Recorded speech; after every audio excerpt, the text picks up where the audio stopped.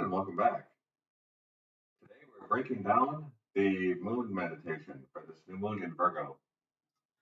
As you can tell, it's a little different than the other meditations that we have done with you in the past. The reason for that is I want to go a little further, and I wanted to take people a little further. I wanted the meditations to have a little more meaning. Um, Moons just for planets and the moon just by themselves are great. They are great for beginners, for pulling in sign energy through that moon and being able to feel it, which is why generally a lot of my moon ceremonies are directed at, they're directed at beginners to say, okay, the new moon is in, this one was Virgo. This is Virgo energy. I'm feeling it coming in. This is what it's doing. These are all of the aspects of that particular energy, but you leave out all the other parts of the chart. When you get into charts that have really interesting aspects to them, like grand trines, great diamond tips, and other things, you really have to incorporate those into chart. This particular chart was especially interesting because we still had the trine going from Uranus and Pluto. Right, yeah. But then the base, instead of being 2, which we had with Pisces, it ended up being the moon and sun. Where in Pisces, it was Mars is a disassociative trine. Right. And Mercury. Right. As the Earth trine. And the moon was separate. So we were able to actually do the moon portion and then the rest included in it because we needed all of the energy. This one, the actual moon and sun for the new moon are a part of the grand trine and a part of the diamond. So there was no way to isolate them because they're completely intermixed. And I figured if we were going to do that, I might as well bump up the potency because this is an unbelievably potent moon. Right. With bringing in the celestials that the planets actually are in the Briatic world of the Kabbalah. The Kabbalah is ancient Jewish mysticism. It has to do with the tree of life and energy centers, not unlike the chakras, except they don't lie on your body. They are pictured that way. But that's not really where they are. So, in the Briatic world, the planets themselves take on the form of angels, and those angels are the planets. The reason that we didn't get into that during the fire thing, the fire stuff, is due to the fact that this is Kabbalah and Sephiroth. We haven't even touched on that, and it's not fire. That's more air, and it has to do with planets, and we've been working with chakra only energy. It doesn't really factor in. And when we get into planets, we're going to be using not the Amish Spentas, we're going to be using the Olympian spirits, which is another concept, angelic hierarchy that was brought to us by Zoroaster, the Hebrews. But these angels work with the planets, and they're not the planets, and they have nothing to do with the Kabbalah and the energy centers of the Kabbalah, which the angels that we did for this particular meditation do. Right. So just to get that out of the way, that's why these angels don't match, and won't match when we start breaking the chakras and the planets down, and the angels associated with them. It's not going to match, and it's because I just want you working on fire. I don't want you thinking about planets and Sephiroth and all of that. It's too much. You have to learn a step at a time, and this is a step process. And these celestials work well in that step process because they only work with the particular energy that we want them to. So chakras, Amish mentis, that's what they're for. Olympian spirits, planetary, that's what they're for. And they were utilized in a lot of white magic in the past. And that's why we utilize those with the planets when we're just working planets. I don't want to mix Kabbalah and astrology, planetary astrology breakdowns together at this point. It's too confusing. Right. So, when we talk about this moon, I have used the angels as opposed to the planets. I do connect them in the beginning of it and let you know which angels are going to be are associated with what planets in this. So, starting from the foot chakra and working our way up. Okay. As far as planets too, foot chakra, Uranus, Gabriel. In the Briatic world, Uranus is Gabriel. The root chakra, Saturn, Zapkiel. Okay. Sacral chakra, Neptune, Raziel. Hand chakra, Venus, Haniel. Solar plexus, Sun, Metatron. Heart, Raphael, Pluto. Then we have that dot center I talk about. Mars, Camiel. Throat chakra, Mercury, Michael. Brow chakra, Moon, Shekinah. Then we have the crown chakra, Jupiter, Zadkiel. And there is a difference. Zadkiel, Z-A-D, Zapkiel, Z-A-P-H. Two completely different angels. Right. Those are the angels we're working. But they do like to work in conjunction, though. Who? Zapkiel and Zapkiel. Yeah, they do. And Michael. Right. Yes. They make their own. Yeah. Yeah, that's something different, though. that's a whole different story. When we're talking about the fact that I also bring your astral form out of your body, have the cord connected, we go up. I bring Christ's energy to ground it, to make it feel safe and secure. Nothing's going to happen as far as the astral plane is concerned, because there's a lot of people that have issues with the astral form and getting lost. The astral cord is like your shadow in three-dimensional reality. It's hard to lose your astral cord as it is to lose your shadow. So unless you're Peter Pan, you shouldn't have a problem doing it. Okay. However, if you walk into a dark room, it's kind of hard to see your shadow. So even though the cord can be connected, there can be times where it's difficult to see it. But it's still there. The Christ energy there is for grounding and comfort. That's why it's pulled in. It has nothing to do with planets. Right? So that's why you have all of these celestials as opposed to planets when I'm talking about how they're interacting with each other and what's happening. It also makes the energy more potent because it makes it more personalized. Instead of just, oh, this is Neptune and this is coming from the sun and how the sun's working this, it's now being directed to you through angelic beings. Unbelievably powerful angelic beings. Right.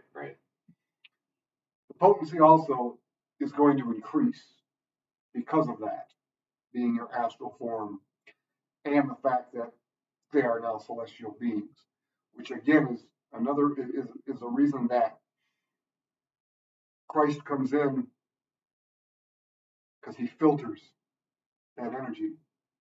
If you remember, or when you go through it, you're going to understand that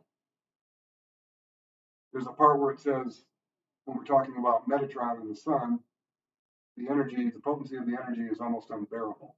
And then Christ comes in, puts a filter around it, and it becomes comfort, as does all the other energy that's flowing in. filters are wonderful, and Christ is a wonderful filter to use. And a lot of us know that energy, as opposed to most people don't know Enoch. They haven't really worked with Enoch or Elijah, Moses. Most people haven't worked with Moses either. But most people, even if you haven't worked with Jesus, you know who it is. Right, right. It's one of the most well-known beings in history at this point, I think. Oh yeah, probably the most. But yeah, well, yeah. He's like the most famous. I think it's fair to say the most famous person in history. Yeah, it goes like Jesus, Mickey Mouse, Bugs Bunny. I think as far as popularity is concerned, who knows who? Okay, so that's why we bring that in. When we're talking about what's happening and the colors breaking off, every single planet has a color associated with it. Every single chakra has a color associated with it. Correlation. Those cords connecting to your chakras, that's the energy flow coming in. That's why we work that. It's easier to visualize the color cords coming in than it is trying to visualize energy on its own. Yeah, it's just almost impossible. Things like that. Yeah. Not to mention that most people don't know what the planets look like, and most people have an idea in their head what angels look like. You can form your own feelings about angels. I don't need you to pull out books trying to figure out what Uranus looks like as opposed to Jupiter. And most people know what Saturn looks like because it's got rings and some of the other ones. But Venus, Mercury, how do you tell the difference? Don't want you focusing on that. Right. Also, I also don't get into how far the planets are out. This beam's connecting way out because it's Uranus. This one's closer. You don't need to be focusing on any of that. You need to be focusing on what's happening with the energy. So everything is the same in this ceremony as it is in all the other ones that we've done, except we're including all the planets in it, not just the moon. And we are correlating all of it together. So it's like the last one that we did. Right, right. The one that I had you facilitating. Yes, yeah. And it's just added a new dimension to it, and that's all that's happened. It's still the same kind of still a new moon ceremony. It is the chart for the new moon. Right. We just included all the planets and how they're aspecting each other into it to help pull this energy in. And this is a pulling in energy. No releasement. This is not a full moon. This is a new moon. It all is coming in. And we're helping direct it in a certain way. There are still things that are left up to you as far as doing this. Okay. So, when we're starting to talk about what the trine is, what the grand trine is, how it's working, where it's working, we're starting with cardinal energy, we're going to the fixed energy, we're ending in the mutable energy. And that's how the trines work, because it's an earth trine. And it's the same earth trine that it was in the last video. It's Capricorn, Taurus, and Virgo. Virgo being the base, the start being Capricorn at the top with Pluto, going to Uranus and Taurus, down to Virgo and the Sun and the Moon. That's your grand trine. And then Pluto and Uranus are again sextiling Neptune, creating the tip. Right. Neptune being Raziel, Uranus again being Gabriel. Uranus being Gabriel, Pluto being Raphael, and then Metatron and Shekinah. So our grand trine is Metatron, Shekinah, Raphael, Gabriel, and Raziel. Unbelievably potent energy. Why is there again a grand trine when the last time I said it's you don't usually get these? The reason that it's staying there is the Pluto-Uranus trine is going to be around for a bit. Those planets move slow.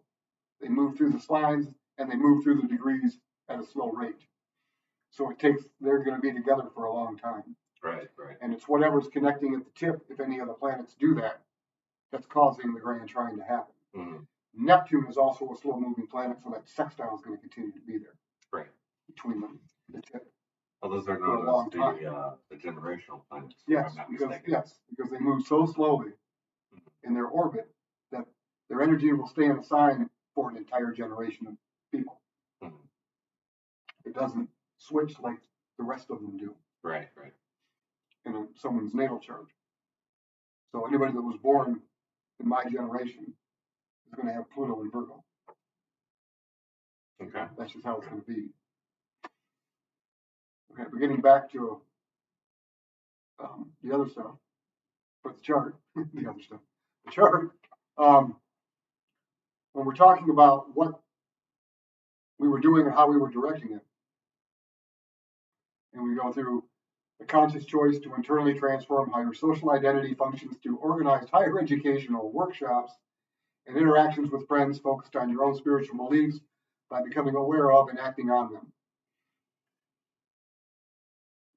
That little paragraph, or whatever you want to call it, okay, yeah, your conscious choice, okay, the internally is the retrograde portion. Right. Transformation is Pluto. Social identity is the 10th house. Function through organized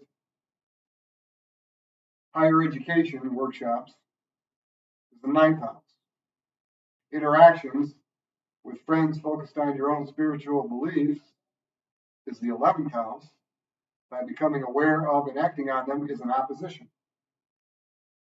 Okay? That is happening in the chart.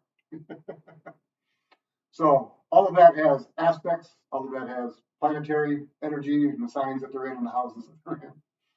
Okay. That is built into the meditation with what you're doing. Okay.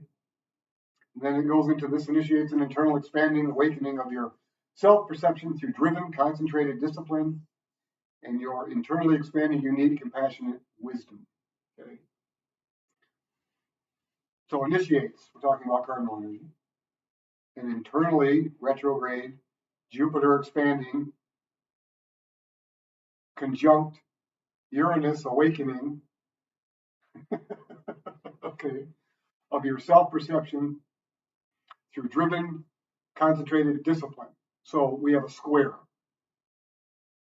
Yeah, Saturn and Jupiter. Yes, that's where the discipline comes in. And your internally expanding, unique, compassionate wisdom. Now, that is Jupiter retrograde, Uranus retrograde. Right. Okay. Then this culminates in an organized, considerate, instinctive reaction to all forms of radiant creative expression. And that's connecting everything back down to the sun and moon. Okay. That takes care of grand trine, the tip. It takes care of oppositions that are within those. Mm-hmm. Okay. It takes care of how other planets are interacting with each other through aspects. Okay. Now, we come to the last paragraph, which is this energy also enables you to become aware of and in your own self-perceived, overly emotional, self-identified limitations. So we have another what? Opposition from Saturn. Yes? Yes. Okay. Form a strong, dependable foundation. Yes, which is concentrated and expanded through driven affection, devotion, stimulated through ambitious harmony and mental activity. So, ambitious harmony, mental activity, the driven affection and devotion stimulated is a sextile from Venus to Mars. Okay. And that's what we're looking at. Okay. And go ahead and bring up the chart for me real quick as we get off the notes here. Yeah. Okay. We have squares coming from Jupiter and Uranus to Venus, which was the beginning of the paragraph there. Mm-hmm. Okay. And when you focus squares in a good way, it's concentrated, determined energy is what it gives you. Right. Okay. If directed that way. As opposed to the big challenge of slamming into something and having, oh, this isn't working, the energy's not right. We want to bring in all of the positive aspects here. If we were doing a releasement, we would take the negative aspects of those squares and we would release them up to the moon and Sagittarius coming in to it. Okay. To the full moon. And then we'd be pulling again those positive aspects through the Shekinah after we were done doing the releasement. But because this is a new moon, all we're doing is we're bringing in positive aspects. We also have a quintile between Saturn and Jupiter. Quintiles are about skills and abilities. We put that in there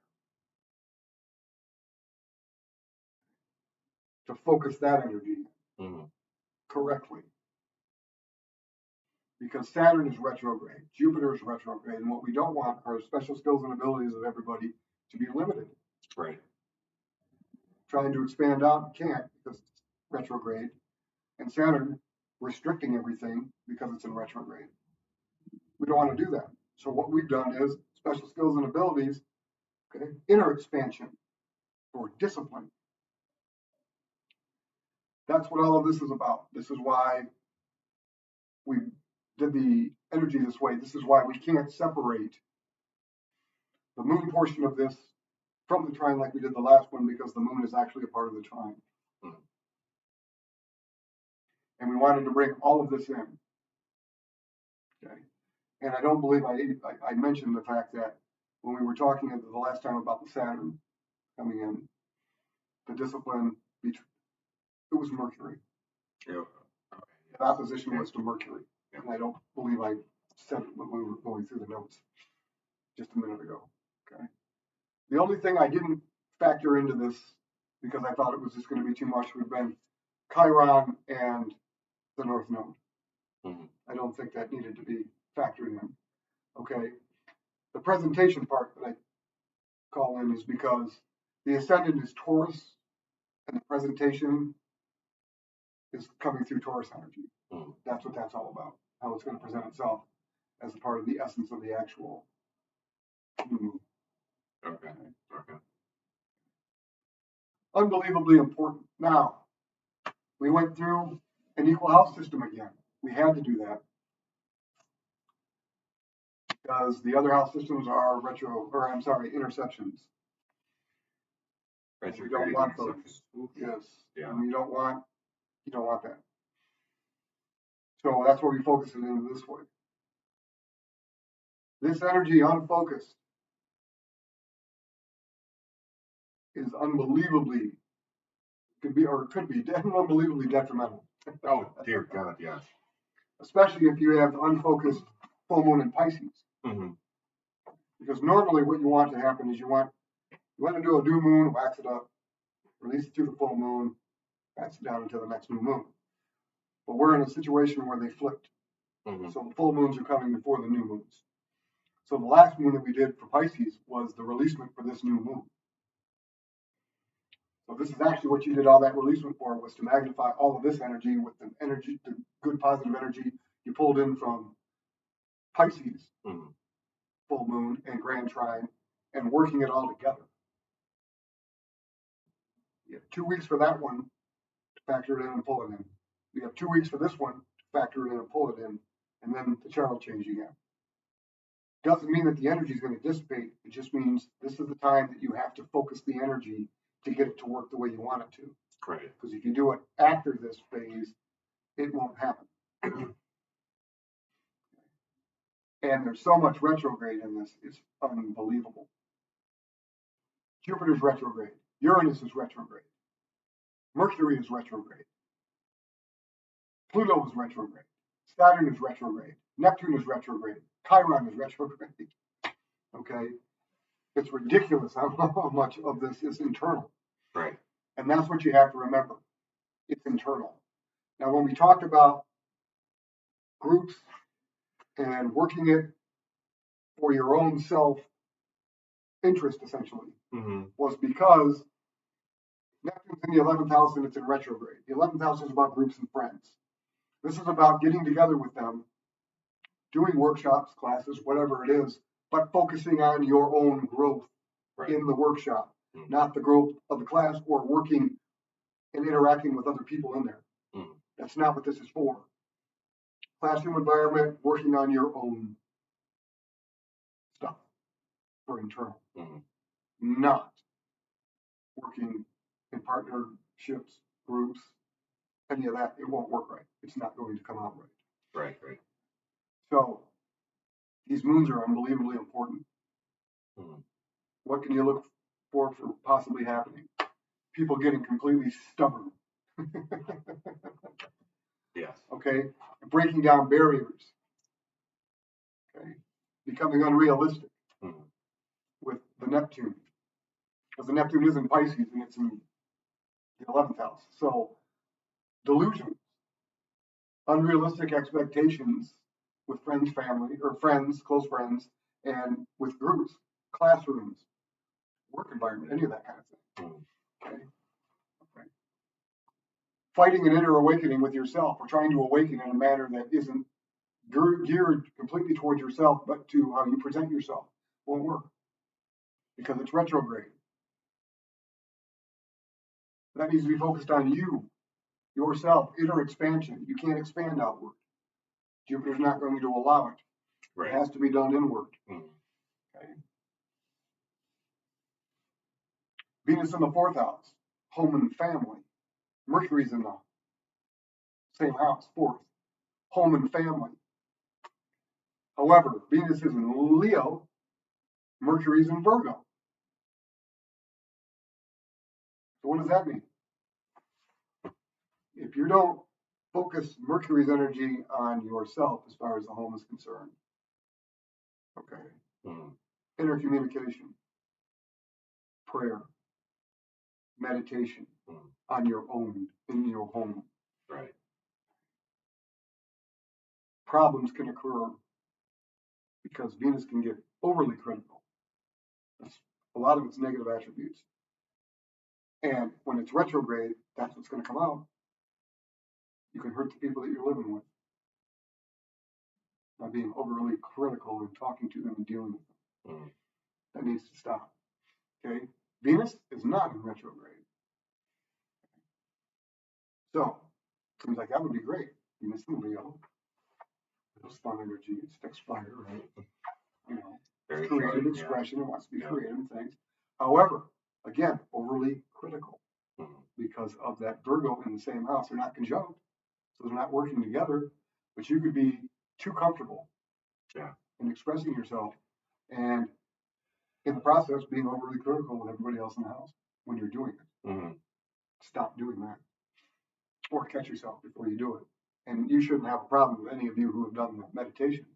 But look for it in other people, ones that you're living with. Right. Take it with a grain of salt. They don't mean it. There'll be misunderstandings, things of that nature. Understand that it will be. Try to take it down. And what are those overcritical nature or those criticisms going to be all about? Well, squares are coming from where? First house. Right? Yeah. So. Yeah, absolutely. Okay. What does Uranus do? It awakens us, right? It awakens us. It's about freedom. It's about individuality, right? And it's retrograde. And it's retrograde. Internally focused, yeah. So it needs to be internally focused, but if it's not, it's going to pull the rug out from underneath because that's what Uranus does when it's ignored or not focused correctly. Right. And it lays everything to waste. And then so Pluto can come in and be like, okay, we're going to renew this and transform it. Okay. But you don't want it to be traumatic.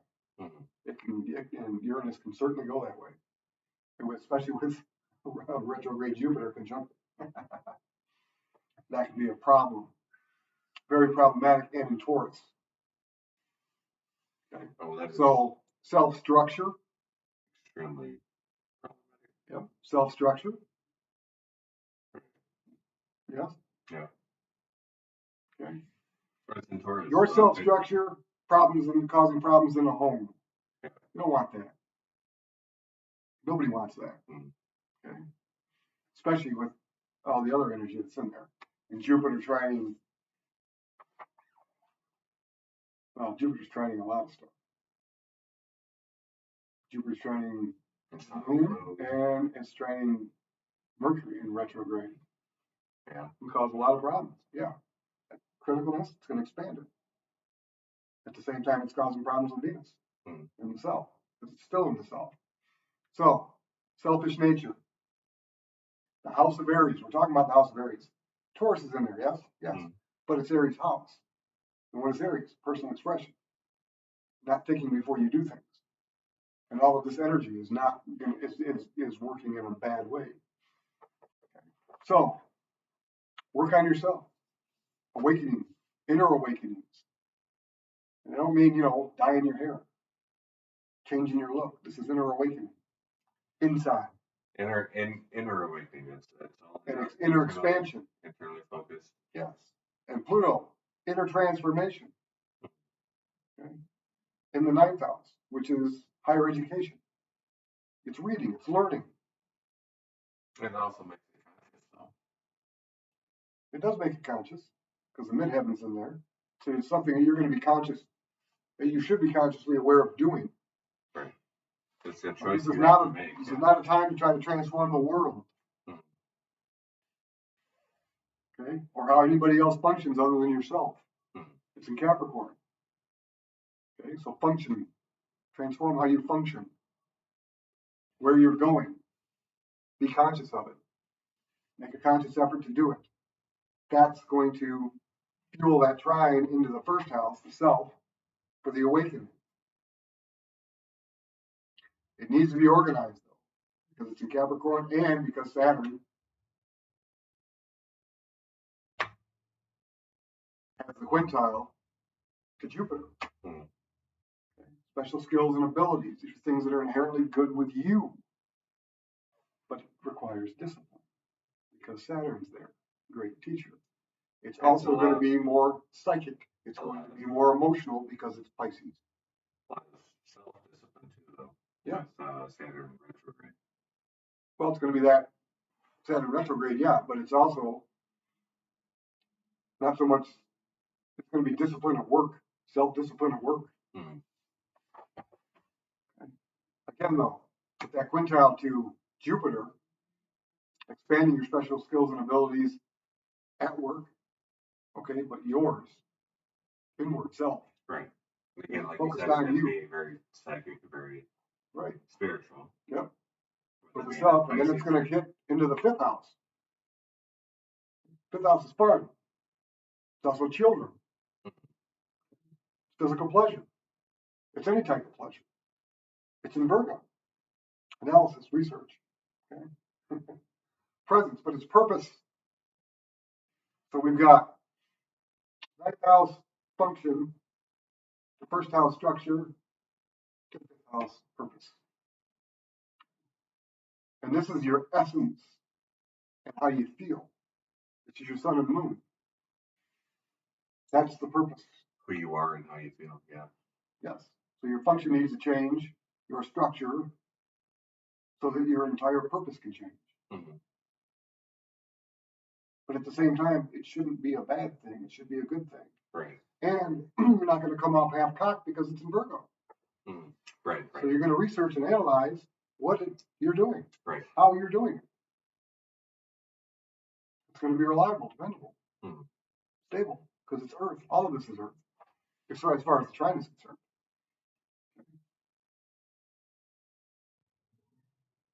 And you're going to need to do workshops in groups, people that you trust. Emphasis on people that you trust.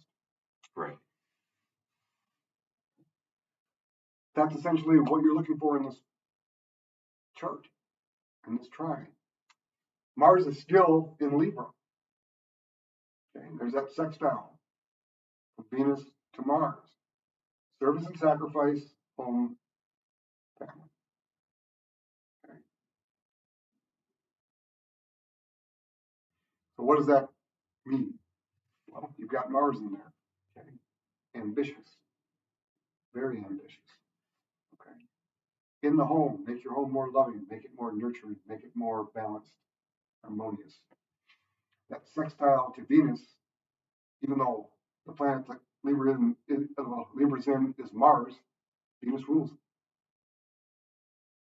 emphasis on harmony and balance in the home, not being overly critical when communicating with people. Yeah. Okay. Focus on yourself. And it's all going to be your own inner communication. Okay. This is the time to talk to yourself. Your own intuition. Start trusting it more. Right. Okay. That's the chart breakdown. Those are the important aspects of the chart. And again, the celestials that were brought in magnify the potency of all the energy that you have brought in during the meditation. And your grand trine, again, Uranus, Gabriel, Pluto, Raphael, Neptune, Raziel, Sun, Metatron, Moon, Shekinah. It's a massive trine. Very powerful, very respected, very highly ranking angels are in there, in that particular trine. Oh, just as far as what they do. Just the sun and moon alone. Yep. I mean, you have the personal emanations of the divine masculine and feminine. Yes. As the base of the trine. Yeah, as the base of the trine. And you have God heals. Yeah. Okay. That's initiating it. Yeah. God is my strength. That is creating the structure. Yeah. Right? And building the structure. And it's being completed in your essence, essentially, in your purpose, your new purpose, is fueled by the divine. It's both divines, masculine and feminine together. Wow. Together. It's the divine. Yeah. Yeah. And your tip being Raziel, angel of mystery. Mysticism, magic, spirituality, wisdom, all of that combined. It's an excellent, excellent chart. Yeah, correctly. Yes. Yeah. So do the meditation. Yeah. If you're watching this before you do the meditation. By all means. And if you've done the meditation, this is what you just did. Right. This is what you brought in. This is what it's all about. It's grounded and centered because it's all earth. Mm-hmm. And it is going to build through function, structure, and purpose a new life for you. Oh yeah. A completely new life. It'll reshape everything. Your perspective, your drive, your everything. Right. And for those who bring it in incorrectly, there are so many things that can go wrong. I mean, Neptune by itself and Pisces at the tip of the diamond is unreal. It's unrealistic. It's delusion and chaos. Yeah. And victimization, because retrograde Pisces, especially with Neptune, rules it, is not good. Yeah. And you're going to feel victimized with your close friends, family, and workshop environment. Mm-hmm. You don't want it to go there. But be careful for those people who do. Right. Definitely be careful of that. And don't fall into the traps. Don't fall into the traps. Watch out for the people that are not working it correctly. Yep. But also let things slide off. Well, let them slide off and focus on yourself. Don't worry about other people. Focus on yourself and don't let other people affect your energy. Mm-hmm. Try not to. I mean, do your best. It's easy to say. It really is. But try not to. It is. Try not to. Always remember this is focused inward, not outward. Right. And you can always come back and do the meditation again while the energy is there. Yes. If you need to re-up. Yes, you can. Because sometimes life happens. Yeah, that's true. I had a 13-hour workday yesterday. Yep. Life happens. Yes, that's true. That's true. And yes, you did. did have. So, Yes, definitely. All right. Well, that was the breakdown. Thank you for joining us, tuning in. absolutely, yeah. Thanks again, and yeah, remember to like and subscribe. Yes. Thank you.